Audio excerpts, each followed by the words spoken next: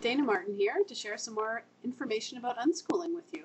I've had a couple questions this week that I'd like to answer, and one of the questions that I've received that I think I'll start with is somebody emailed me and wanted to know how you get away with this type of education and with laws and so forth. Well, unschooling is just a type of homeschooling.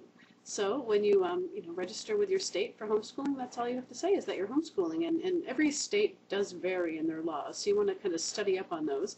Where I live in New Hampshire, you have to either go through testing once a year with your child, have them be tested, and they just mail a test to your home, or you can hire an evaluator. We choose to hire an evaluator. We have an unschooling-friendly evaluator that comes to our house. We pay her money, and she makes sure that our children are progressing every year, and it's pretty simple. I kind of just jot down different books we've read, different activities, different places we've gone, and it's just a fun experience. They're here for maybe an hour, if that, and in New Hampshire, that's all you have to do. But every state does vary. Some states are much easier than here, like New Jersey, Connecticut. Some states are much more difficult. So do your homework. But unschooling is legal in every single state. So basically, when it's a type of homeschooling. That's it. It's just there's so many different types of homeschooling, and you don't have to really go into detail as to what type of homeschooling you're doing when you do register with your state. So hope that answers that question. The other question that I had recently that I'm going to address is somebody wants to know more about what I mean when I'm sharing that I don't punish my children, that we live by principles instead of rules. Well, it's a really long, detailed answer, but I'm really happy to kind of enlighten you a little bit about what I mean. Now, keep in mind that one of my favorite quotes that I've been using for, oh my goodness, 8 years is the quote, "You did then what you knew how to do. When you knew better, you did better." That quote's by Maya Angelou. So when I'm sharing about new ways to parent, sometimes people do get defensive because a lot of these ways are really empowering, and they're new, and a lot of people sometimes think that if you go with the old authoritarian mindset before understanding this, people feel a little guilty. And so I've had people say to me, "Oh, you think you're such a great parent, and you come off like you're so perfect," and I'm not. I'm just sharing a new way to be. Trust me, I'm not perfect. None of us are. But I get really passionate about this way to be with children and to respect them. So I want you to understand that open your mind, empty your cup. Whatever you thought you knew about parenting, you have to empty it and start over and come at this with an open mind, because it is new for a lot of people to understand this. So, all right, respectful, peaceful parenting. Generally our culture interacts with children like they're training them. We're taught that we have to train them, that we have to mold them. This mindset's very different. This is becoming your child's partner. It's much of the same way you would interact with somebody, like say you had a foreign exchange student staying with you. And it's your job to kind of teach that exchange student, or show them, educate them, I should say, about what's appropriate in our country to do. Like people from other cultures don't always know how to be in this country. So, say that you have a foreign exchange student at dinner, and they're putting their feet on the table, and they're kind of like standing up and sitting on the table, and they're kind of acting what we'd consider inappropriately. Now, if that was your child in our culture, we're told that we have to punish them, that we have to yell at them or put them in timeout, or we have to kind of train them. But you don't have to do that. Like, what would you say to the exchange student? You wouldn't say, "Go sit in the naughty chair, Juan." You definitely wouldn't say that. You would say, "Juan, that's not really appropriate to put your feet on the table here. Just so you know, we're, in our culture, this is what we do. We sit here and we act in this manner," and it's just a much more respectful way to interact with somebody. So it's kind of having that mindset of the exchange student or a friend when you're working with your child, and when you're helping your child be part of the world, instead of punishing them. Now punishment, you can't give out negative in life and expect not to get it back in some way. So even if you're not allowing your child to be negative toward you, like yell at you or whatever, it's going to come out in other ways. If you punish your child, children learn from modeling. So say that you force a child, like on some of the nanny shows I see, you force a child to sit on the naughty step, for example, or the naughty chair.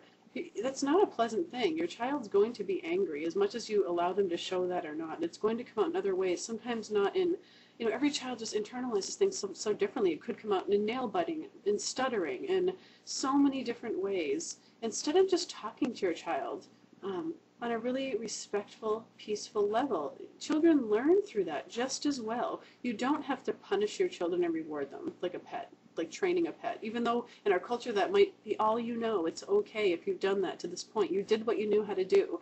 When you know better, you do better. So just have that mindset. If you're feeling yucky and guilty right now because you did that in the past, don't. Because so many of us had to go through that process to see what it does to our child. Like, I think really deep down instinctually when we parent the way that culture says we have to, it does feel bad. It does feel yucky. It's not supposed to. And that's your instinct telling you that it's not right to do that to somebody. It's your instinct. And sometimes when people have punished their children or parented them in a traditional way long enough, that instinctual voice does get silenced. But in the beginning, I mean, in the beginning we had to try different things out, and boy did it feel awful when we had to treat our child less than respectfully because that's all we knew at the time. Well, now I'll tell you, this mindset is such a better way to go because you're being respectful, so you're modeling that even in hard situations. Your child's learning respect and they're giving respect back. So anyway, I'm just really passionate about this because it changes a lot of people's lives, and I think that in time our culture will do this. Do you know that, like, oh gosh, I think it was like 150 years ago, that husbands used to be told that they have to train their wives in the way that we're told now to train children, that we've evolved to that point with women, but we haven't got there with kids yet in our culture, but we will. Mark my words, when we're grandparents, those of you that are parents watching this, we're going to see that so many more people are parenting this way, and looking at the way that we're told to parent now is going to be so shamed on in the way that men were used to be told to treat their wives, or slaves even. I mean, come on. We're in a new day and age. People are becoming more respectful and enlightened every day, and you can't treat somebody negatively through punishing them and expect them to become a good person and not like get that negativity out somehow. So anyway, I hope that answers your question. I'd love to give some more concrete examples of what we might do, and I'm trying to think just here on the spot. Like say that somebody had a rule for not bouncing a basketball in the house, for example, and your child did. Cultural parenting, traditional parenting would tell you to punish the child. I said there's no bouncing a ball in the house. Give me that ball, or go up to your room.